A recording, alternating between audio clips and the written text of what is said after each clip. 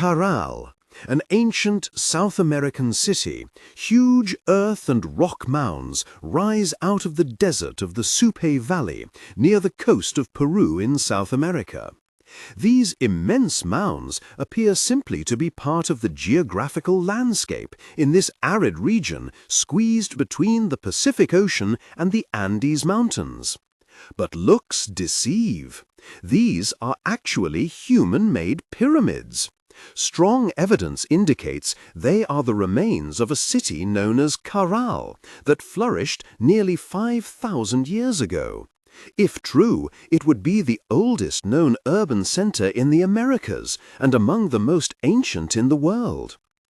Research undertaken by Peruvian archaeologist Ruth Shadi suggests that the 150-acre complex of pyramids, plazas and residential buildings was a thriving metropolis when Egypt's Great Pyramids were still being built.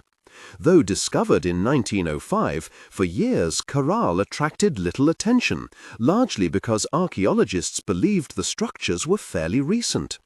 But the monumental scale of the pyramids had long interested Shadi, who began excavations at the site in 1996, about 22 kilometers from the coast and 190 kilometers north of Peru's capital city of Lima. Shadi and her crew searched for broken remains of the pots and containers that most such sites contain. Not finding any only made her more excited. It meant Caral could be what archaeologists term pre-ceramic, that is, existing before the advent in the area of pot-firing techniques. Shadi's team undertook the task of excavating Piramidae Major, the largest of the pyramids. After carefully clearing away many hundreds of years' worth of rubble and sand, they identified staircases, walls covered with remnants of colored plaster, and brickwork. In the foundations, they found the remains of grass-like reeds woven into bags. The original workers, she surmised, must have filled these bags with stones from a nearby quarry and laid them atop one another inside retaining walls, gradually giving rise to the pyramid's immense structure. Shadi had samples of the reeds subjected to radiocarbon dating and found that the reeds were 4,600 years old. This evidence indicated that Caral was, in fact, more than 1,000 years older than what had previously been thought to be the oldest urban center in the Americas. What amazed archaeologists was not just the age, but the complexity and scope of Caral. Piramidae Major alone covers an area nearly the size of 4 football fields and is 18 meters tall. A 9-meter-wide staircase rises from a circular plaza at the foot of the pyramid, passing over 3 terraced levels until it reaches the top. Thousands of manual laborers would have been needed to build such a project, not counting the many architects, craftsmen and managers. Shadi's team found the remains of a large amphitheater containing almost 70 musical instruments made of bird and deer bones. Clearly, music played an important role in Caral society.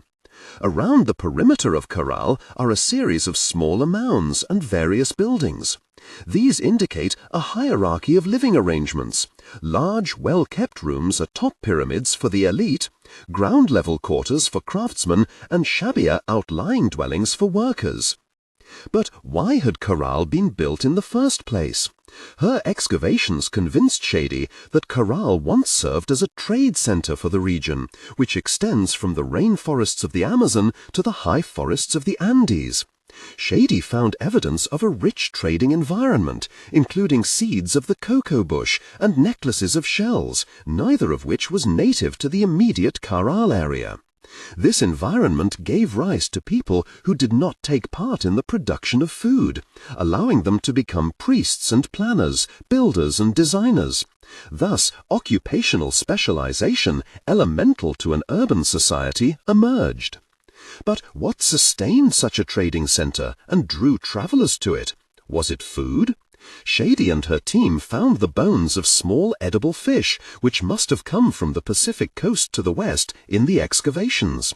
But they also found evidence of squash, sweet potatoes and beans having been grown locally. Shady theorized that Caral's early farmers diverted the area's rivers into canals, which still cross the Supe Valley today, to irrigate their fields. But because she found no traces of maize, which can be traded or stored and used in times of crop failure, she concluded that Caral's trade leverage was not based on stockpiling food supplies. It was evidence of another crop in the excavations that gave Shady the best clue to Caral's success. In nearly every excavated building, her team discovered evidence of cotton seeds, fibers, and textiles. Her theory fell into place when a large fishing net made of those fibers, unearthed in an unrelated dig on Peru's coast, turned out to be as old as Caral. The farmers of Caral grew the cotton that the fishermen needed to make their nets, Shady speculates, and the fishermen gave them shellfish and dried fish in exchange for these nets. In essence, the people of Caral enabled fishermen to work with larger and more effective nets, which made the resources of the sea more readily available, and the fishermen probably used dried squash grown by the Caral people as flotation devices for their nets.